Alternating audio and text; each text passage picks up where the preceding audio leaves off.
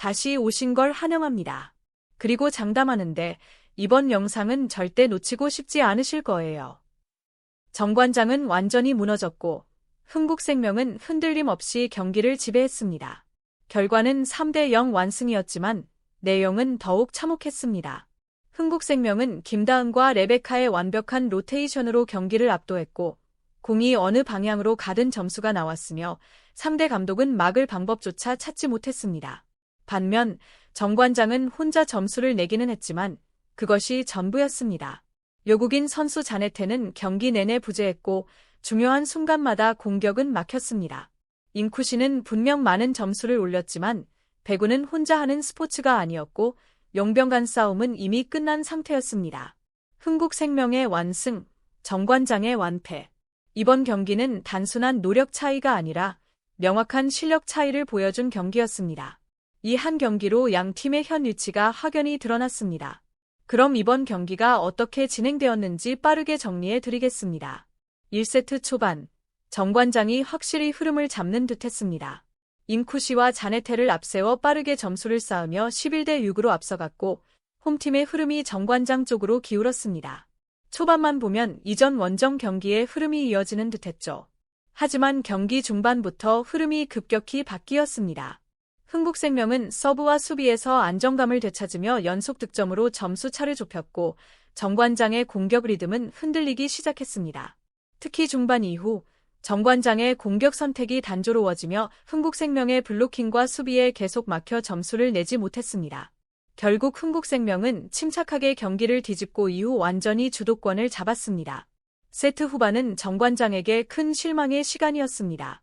따라잡아야 할 상황에서 연속 공격 실수가 나오며 팀은 흐름을 잃었고 공격 성공률에서도 흥국생명과 10% 차이를 보이며 세트를 내주고 말았습니다. 결국 1세트는 흥국생명이 25대19로 가져갔습니다. 정관장의 공격력은 아쉬웠습니다. 인쿠시와 자네테가 각각 5점을 기록했지만 자네테의 공격 성공률은 눈에 띄게 낮았고 이선우는 1세트에서 단 한 점도 올리지 못했습니다. 이전 경기에서 빛났던 박혜민도 2점에 그쳤고 공격 성공률은 16%에 불과했습니다.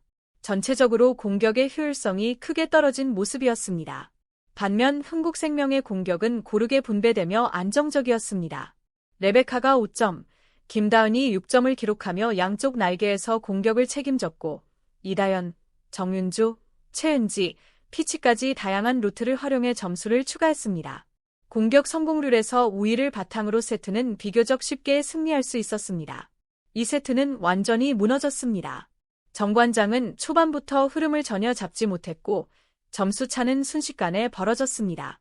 리시브가 흔들리면서 공격 전개는 빠르게 단조로워졌고 매 연결마다 불안정한 장면이 반복되었습니다. 정관장은 세트 내내 흐름을 뒤집을 방법을 찾지 못한 채 끌려다녔습니다. 수치가 말해줍니다.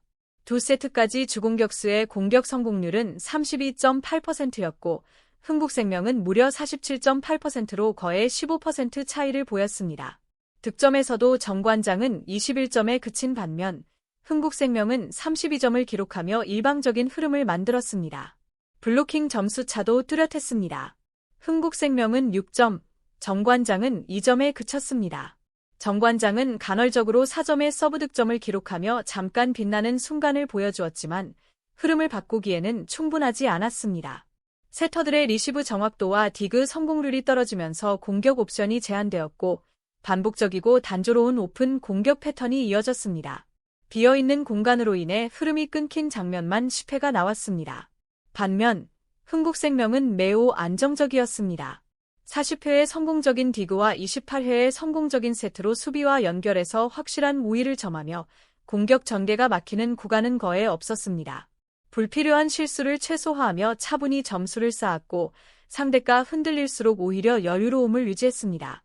결국 2세트는 흥국생명이 25대13으로 압도적인 승리를 거두었습니다. 정관장에게는 기회조차 없었고 흥국생명은 큰 노력 없이 세트를 가져가며 경기 흐름을 완전히 장악했습니다. 3세트 역시 흐름은 변하지 않았습니다. 흥국생명은 앞선 두 세트에서 잡은 모멘텀을 굳히며 완벽한 셧아웃 승리를 확보했습니다. 마지막 세트에서도 정관장은 반격의 희망을 찾지 못했고 경기는 흥국생명에게 유리하게 계속 이어졌습니다.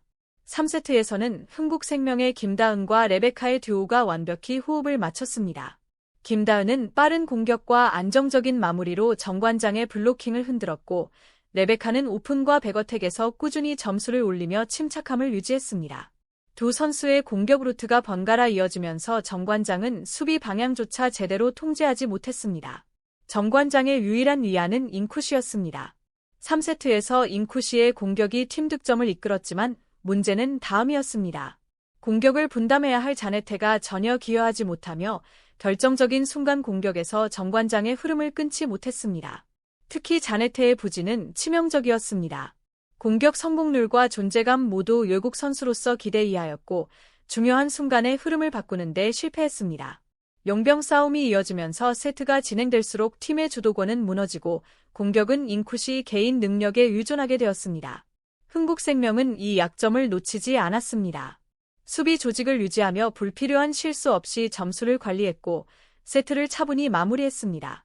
결국 3세트도 흥국생명이 가져가며 내용과 결과 모두 완벽한 3대0 셧아웃 승리를 완성했습니다. 감독 입장에서는 잉쿠시의 가능성을 확인한 점은 의미가 있었지만 팀 전력과 외국인 선수 구성의 한계도 명확히 드러난 경기였습니다. 이번 경기는 단순한 점수 이상의 의미가 있습니다. 흥국생명은 3대0으로 승리한 것뿐만 아니라 경기 준비와 팀 완성도를 명확히 보여주었습니다. 반면 정관장은 숙제를 많이 남겼지만 잉쿠시는 최선을 다했고 점수만 보면 나쁘지 않았습니다. 그러나 상대가 모든 공격 루트를 읽는 상황에서 혼자 버텨야 하는 구조는 명확한 한계를 드러냈습니다. 이전 경기에서 빛났던 국내 선수들조차 흐름을 뒤집지 못했습니다. 공격 성공률은 떨어지고 세트가 진행될수록 자신감도 줄어들었습니다. 결국 정관장은 그냥 버텨보자라는 단계조차 도달하기 전에 무너지고 말았습니다. 정관장이 필요한 것은 단순히 몇 명의 강한 선수의 활약이 아니라 공격과 수비를 모두 재균형할 근본적인 해결책입니다. 그것 없이는 언제든 이런 패배가 반복될 수 있습니다. 반면 흥국생명은 이번 승리로 단순한 반등을 넘어 자신감을 얻었습니다. 우리는 다시 일어설 수 있다라는 메시지를 말이 아닌 경기력으로 증명한 경기였습니다. 시청해 주셔서 감사합니다. 좋아요와 구독 버튼 누르는 거 잊지 마세요.